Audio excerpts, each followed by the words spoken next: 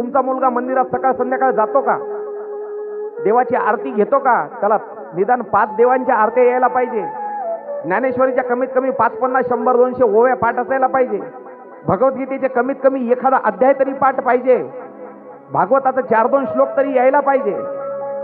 पसायदान पाठ असलं पाहिजे. तेच एखाद्या दुसऱ्या गोल टोपी घालणाऱ्या एखाद्या घरातल्या माणसाला जाऊन विचारा, त्याच्या पोराला ते 5 वेळेला त्याच्या तिथं जाते, बरोबर? 5 वेळेला जाते, सकाळपासून संध्याकाळपर्यंत, दर 2 तासाला दर 2 तासाला दर 2 तासाला. त्याला अख्खा त्याचा धर्मग्रंथ पाठ असतो. आणि पुन्हा आपले लोक म्हणतात आम्ही हिंदू आहे. कशाचा हिंदू तू? अरे लाज वाटते तुला हिंदू बनण्याची? कलंक आहेस तू हिंदू बनण्याच्या नावावर. प्रत्येकाला श्लोक पाठ असलेच पाहिजे गीतेचे.